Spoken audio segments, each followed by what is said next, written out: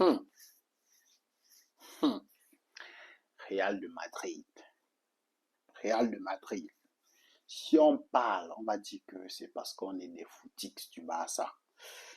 On adore les polémiques, on aime critiquer. En tout cas, j'espère que vous allez bien et que chacun de vous se porte très bien également.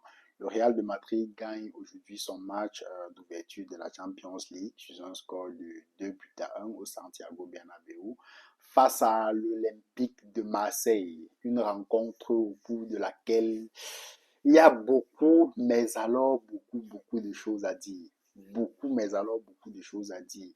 La première chose, c'est, je crois, déjà le 11 entrant, le 11 titulaire du Real de Madrid.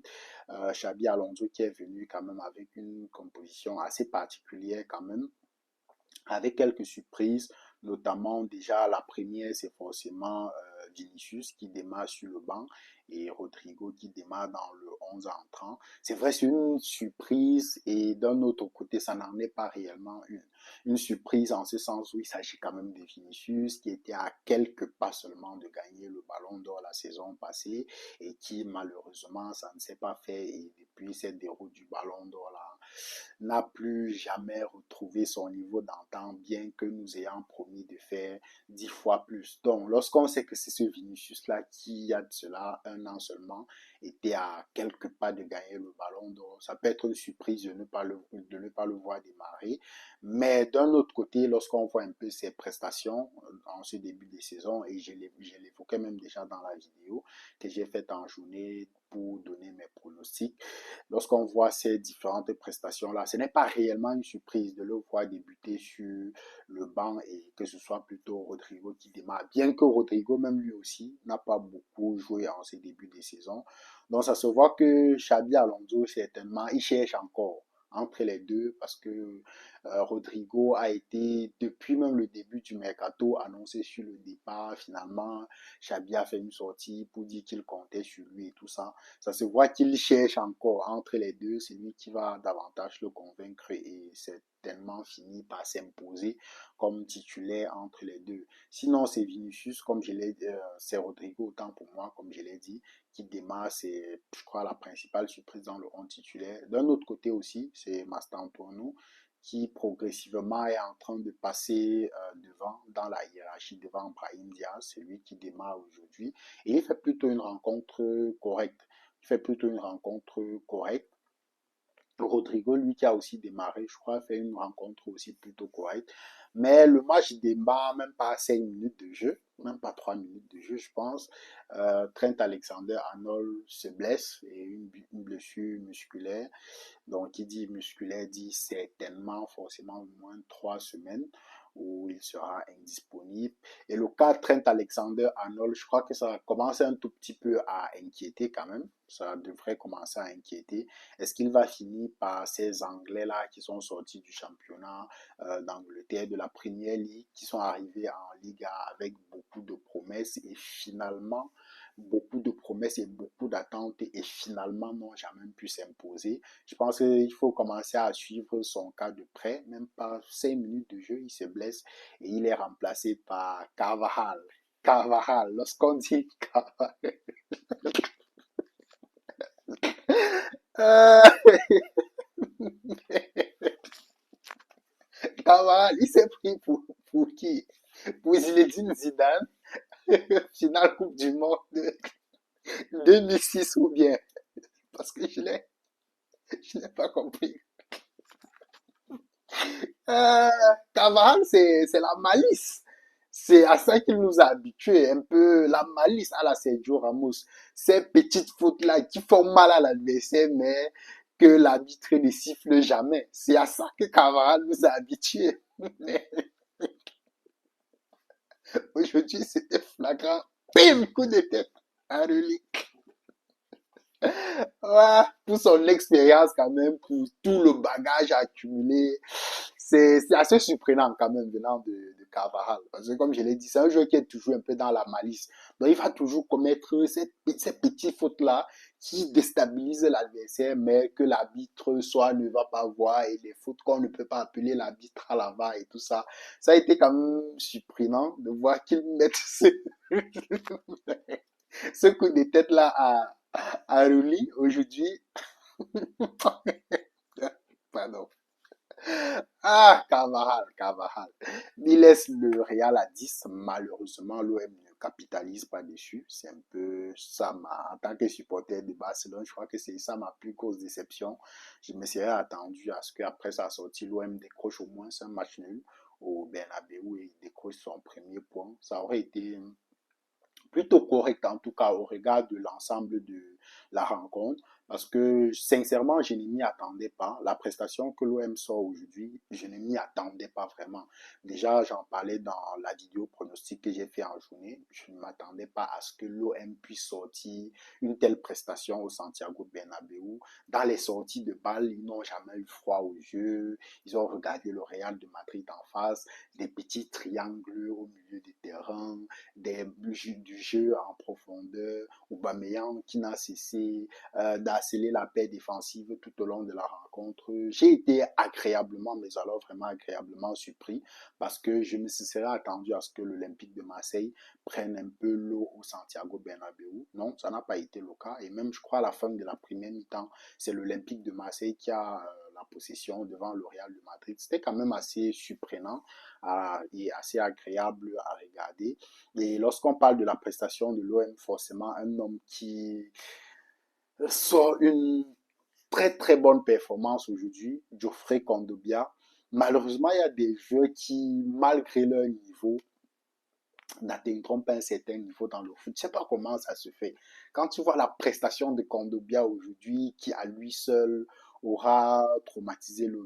Bon, à lui seul, c'est trop dit, mais qui soit une très belle performance face au Real de Madrid, que ce soit dans ses sorties de balles, dans ses prises de balles, dans l'orientation du corps. C'était assez agréable vraiment à regarder. Dans les duels physiques où il a bouffé pratiquement tous les milieux des terrains du Real de Madrid. C'était vraiment, mais alors vraiment agréable de voir Geoffrey Kondogbia à ce niveau-là face au Real de Madrid au Santiago Bernabéu.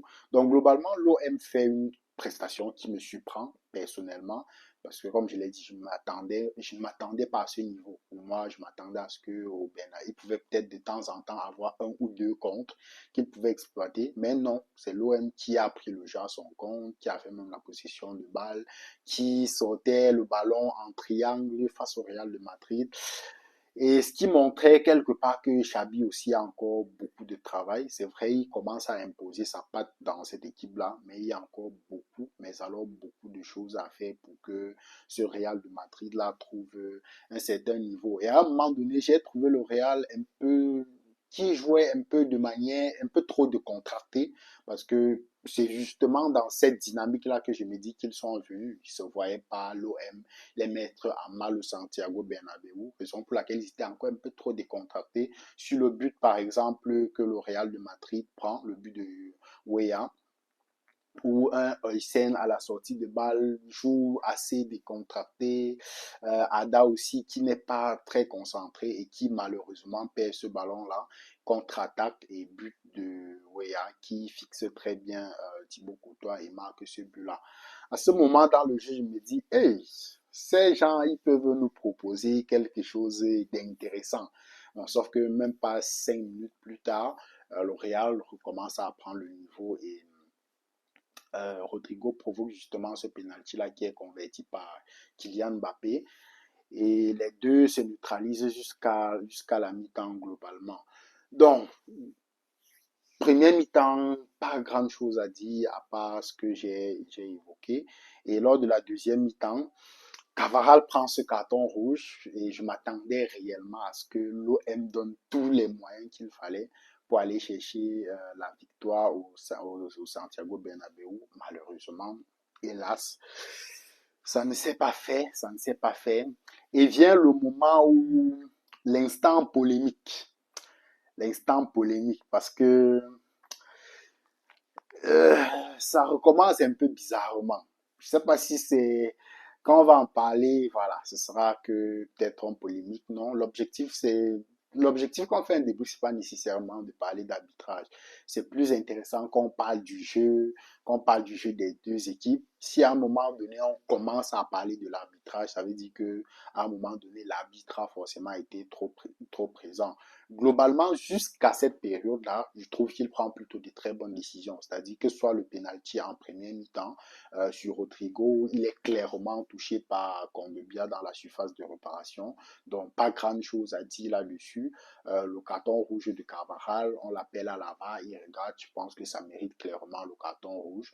Parce que Carvajal, comme je l'ai dit, je ne sais pas si c'est pour Zinedine Zidane qu'il s'est pris en étant en 2006 à la finale de Coupe du Monde. Donc, match maîtrisé jusqu'à ce niveau-là. Mais vient ce penalty, ce second penalty qu'il accorde sur le deuxième but du Real de Madrid. À mon avis, il n'y a pas faute. À mon avis, il n'y a pas faute. Parce que le règlement, en tout cas des manques dans la surface de réparation, je pense qu'il est assez précis du fait que lorsqu'il y a contact, quand la main est dans une position naturelle, ce n'est pas une faute. Donc, moi, je me suis un tout petit peu attendu à ce que Laval l'interpelle, parce que pour moi, c'était une erreur manifeste, très sincèrement. Je ne vois pas comment le joueur du Real de Madrid, et même la règle précise, ça veut dire, ça précise que ça peut être des tacles où la main est dans une position naturelle. Je veux dire, quand il tacle avec sa main, il n'y a pas, à moins qu'on me demande que voilà, il doit couper sa main en taclant, je ne vois pas comment sa main se serait retrouvée à un autre endroit que celui où elle a été au moment de toucher cette balle. Donc je trouve que l'arbitrage à ce moment, en tout cas sur cette action particulière, a été un tout petit peu en la défaveur de l'Olympique de Marseille. Et finalement, Kylian Mbappé converti, tout comme il est en feu depuis ce début de saison, converti. L'Olympique de Marseille, malheureusement, n'aura pas pu décrocher un point au Santiago Bernabéu, alors que je pense que au regard de la rencontre dans l'ensemble, c'était possible d'aller chercher ce point-là au Bernabéu. Le Real prend 3 points et je pense que c'est ça l'essentiel parce que Xavi certainement n'a pas l'intention d'aller jouer les barrages comme c'était le cas la saison dernière où ils affrontent Manchester City. Je pense bien, je crois qu'il doit certainement avoir l'intention de finir parmi les 8 premiers pour pouvoir directement se qualifier au prochain tour et ne pas avoir à être parmi, du moins entre la fourchette du 9e et du 24e pour avoir un match supplémentaire à jouer. Je crois que c'est certainement ça l'ambition et on verra tout ce que cela donne au fil de la saison. 3 points importants pour le Real de Madrid qui certainement va se préparer pour la Liga. Je suis globalement déçu parce que voilà, j'aurais aimé voir l'Olympique de Marseille prendre au moins un point au Bernabéu, ça ne s'est pas fait. Mais le match dans l'ensemble, je crois qu'il était agréable à regarder et c'est le plus important. Donc, je pense que ce sera tout. Hein. Il n'y aura pas grand chose à ajouter. Je regarde un tout petit peu mes notes. Donc, il n'y aura pas grand chose à ajouter. Ce sera tout et on se donne certainement rendez-vous demain. Il y a beaucoup de rencontres à 21h. Je ne sais pas encore exactement quelle rencontre je vais regarder et débriefer avec vous. Quoi qu'il en soit, on se donne rendez-vous demain. Je crois que dans les autres rencontres, globalement, Tottenham a gagné 1-0 à domicile, prend les 3 points aussi.